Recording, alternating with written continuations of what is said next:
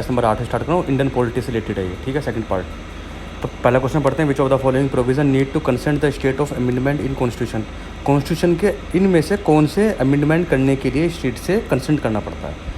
तो representation of the state in the parliament करना पड़ता है, रिप्रेजेंटेशन ऑफ द स्टेट जो है उसी का तो है, तो कंसेंट करना पड़ेगा। सेकंड है सुप्रीम कोर्ट, हाई कोर्ट से भी करना पड़ेगा। Election of the parliament and state legislature. बच्चों ये बात है कि ये जो लाइन है ना थर्ड वाली, ये सब बाहर है, तब ये आप लगेगी आपको कि ये ना कि कंसेंट करने का पार्ट है, लगता तो है देख के, पर लेकिन है नहीं है। तो 1 एंड सेकंड सही हुआ, आंसर इसका 1 एंड 2 ओनली, डी आंसर है बच्चों इसका, याद कर लो, 1 का आंसर है डी। सेकंड पे आ जाओ, consider the following statement, constitute power of the parliament under the article 368 does not enable to alter the basic structure. बिल्कुल सही है। केशवानंदा भारती केस के अंदर कहा था कि पार्लियामेंट को अमेंडमेंट करने की पावर तो है, पर लेकिन बेसिक कॉन्स्टिट्यूशन बेसिक पार्ट जो है उसको नहीं करने की पावर है। Power of the parliament to amend the constitution under the article 368 also indicate the power of the amend fundamental rights. हाँ, तो ये भी सही है। तो पावर ऑफ पार्लियामेंट है, जो power of parliament amend the constitution under the 368 including also the power of the amend the fundamental rights, कर सकता है, पर लेकिन बेसिक स्ट्रक्चर चेंज नहीं होना चाहिए। तो 1 एंड 2 सही होगा बच्चों, उसका आंसर होगा सी, बोथ 1 एंड 2। थर्ड पे आ जाओ, which of the following are the features of the parliament form of the government. इनमें से कौन सी पार्लियामेंट गवर्नमेंट का पार्ट है? तो मेजोरिटी पार्टी रूल, सही बात है कि मेजोरिटी पार्टी वो रूल करती है। Dissolution of the lower house, dissolution of lower house dissolve हो सकता है अगर प्राइम मिनिस्टर प्रेसिडेंट के बजाय के बोले कि भाई मैं यहाँ सत्ता छोड़ना चाहता हूँ, तो पूरा लोकसभा जो है लोअर हाउस वो डिसोल्व हो जाता है। पॉलिटिकल होमोजेनिटी, ये भी सही है। तो 1 2 3 तीनों आंसर सही है, आंसर इसका डी। फोर्थ पे चलते हैं, which of the following demerits of the parliamentary system. Parliament system की इनमें से क्या डिमेरिट है, मतलब अच्छा ही चीज़ नहीं है?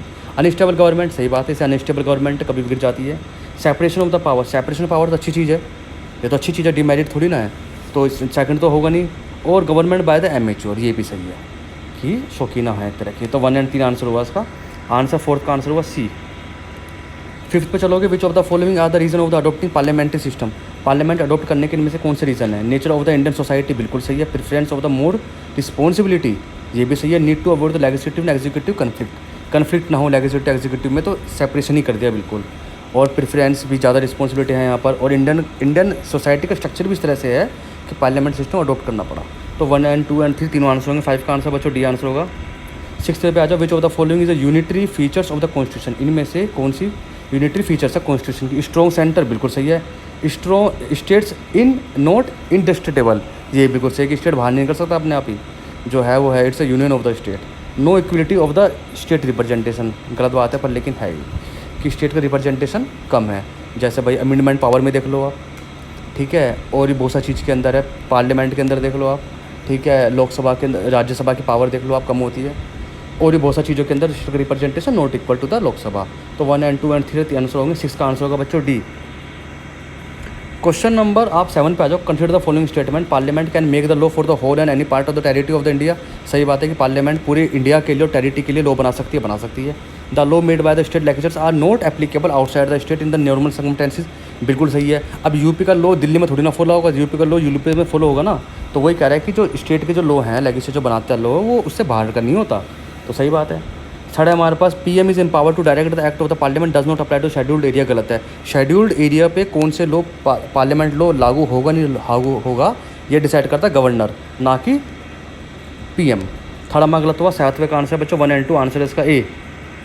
क्वेश्चन नंबर 8 पे चलते हैं। In the consider the following statement, first है, in the case of the conflict between the centre and state laws on the subject of the animated in the concurrent list, state law privilege over the central law. ऐसा कभी हो सकता है कि state law और central law में अगर लड़ाई होगी तो कौन जीतेगा? सेंटर जीतेगा ना, तो सेंटर की प्रेफरेंस ज़्यादा होती है, तो फर्स्ट तो गलत हो गया। Parliament can make law on any matter in the state legislature for implementation of international territory and agreement on the convention, बिल्कुल सही है कि पार्लियामेंट स्टेट पे भी लॉ बना सकता है। कब? जैसे इंटरनेशनल कोई एग्रीमेंट है, कन्वेंशन, उसके रिगार्डिंग। दूसरी बात क्या है, 4-5 स्टेट मिलकर कहेंगी सर हमारे लिए आप लॉ बना दो, पर उसके लिए मेन चीज़ क्या है कि 2/3 मेजोरिटी होनी चाहिए। बहुत इंपॉर्टेंट क्वेश्चन है ये। तो बच्चों इसका आंसर होगा ओनली 2। 8वें का आंसर है ओनली 2। 9th पे आ जाओ, the governor can reserve the certain bill of the passed by the state legislature for the reconsultation of the president, बिल्कुल है कि वो रिकंसल्टेशन प्रेसिडेंट के लिए कर सकता है स्टेट लेजिस्लेचर, अगर गवर्नर को लगता है कि इसके अंदर कुछ प्रॉब्लम है, जिसके अंदर पहला नेशनल इंटरेस्ट के अगेंस्ट हो, दूसरा उसको लगे कि फंडामेंटल राइट्स वॉलेट हो रहे हैं, तीसरा उसको लगे कि फाइनेंशियल से रिलेटेड प्रॉब्लम है, तो कर सकता है। Second, the president can direct the state to reserve the money bill and other financial bill passed by the state legislature for his consideration, ये भी सही है। पार्लियामेंट डायरेक्ट कर सकता है। ठीक है, तो 1 एंड 2 आंसर हो गया बच्चों 9 का, बी आप सी आंसर होगा। अगर आप देखो question number 10, which of the following circumstances situation centre are given the direction to the state. Centre state को डायरेक्शन देता है इनमें से कौन कौन से पार्ट में। The construction and maintenance of the mean of the communication सही है, क्योंकि कम्युनिकेशन जो है सेंटर के अंडर में आता है। The measure of the taken the protection of the railway with in the centre, ये भी सही, क्योंकि रेलवे सेंटर के अंडर में आता है। Duty to administrator of the state, लगता है आपको ये गलत है? सही है, गलत है ना ये। अब वो ये थोड़ी ना बताएगी कि आज क्या काम करो, आज क्या काम करो स्टेट को, तो गलत है ना, थर्ड आंसर गलत है। तो आप दिमाग से लगा सकते हो, उसका आंसर 1 एंड 2 है। 10th का आंसर हो गया A. Thank you for the watching.